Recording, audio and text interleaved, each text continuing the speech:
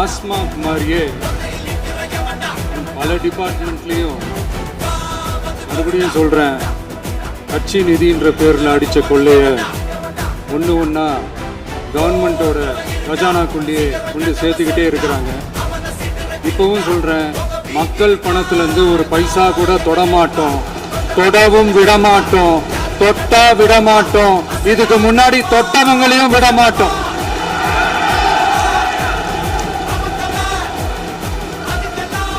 ஒவ்வொரு ஊழலா வெளியில வரும் போலே, ஒவ்வொரு வேஷமா கலைஞ்சிரும் போலே, இங்க இருக்கிற நிறைய பேரு நடுங்கி போய்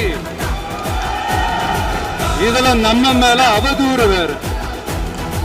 இப்ப புதுசா ஒரு வெப்பன் ஒண்ணு கொண்டு வந்திருக்காங்க. அது என்ன தெரியுமா? அவங்க தயவால தான் நம்ம ஆட்சி நடக்குதாம். மக்கள் தயவால இந்த ஆட்சி நடந்துகிட்டு இருக்கு. மனசாட்சி உள்ள சக்திகளோட ஆதரவால இந்த ஆட்சி நடந்துகிட்டு இருக்கு. அனுப்பி வச்சோம், நாங்க தான் அனுப்பி வச்சோம் அப்படின்றாங்களே. அனுப்பி வச்சவங்களுக்கு மினிஸ்ட்ரியில இடம் கொடுத்தா ஏன் கதறீங்க? ஏன் இவ்வளவு கோபம்? ஏன் இவ்வளவு கதறல்ஸ்? இதுல இன்னொரு முக்கியமான விஷயம், மார்க்சிஸ்ட் கம்யூனிஸ்ட் கட்சி நமக்கு ஆதரவு கொடுத்தது சுயேட்சையா எடுத்த முடிவுன்னு சொல்றாங்க. அதே மாதிரி இந்திய கம்யூனிஸ்ட் கட்சி நமக்கு ஆதரவு கொடுத்தது சுயேட்சையா எடுத்த முடிவுன்னு சொல்றாங்க. இதுல எங்க இருந்து நாங்க தான் அனுப்பி வச்சோம், நாங்க தான் அனுப்பி வச்சோம்னா புரியலையே.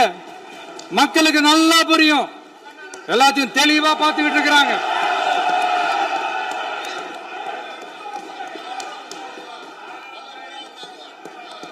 முதலமைச்சர் கண்டினியூ பண்ணலாம். மாண்பு முதலமைச்சர்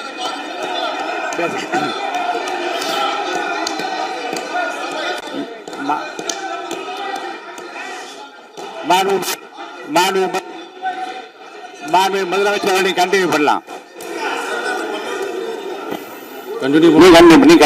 நீ கண்டினியூ பண்ணலாம்.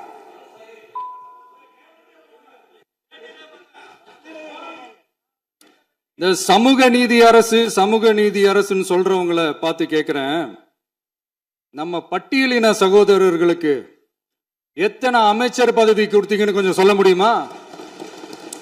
ஆனா நம்மளுடைய அரசுல 8 அமைச்சர் பதவிகள் யாருக்கு? நம்ம பட்டியலின சகோதரர்களுக்கு. எல்லாம் நம்ம அண்ணன், நம்ம தம்பி, நம்ம தங்கச்சிங்க.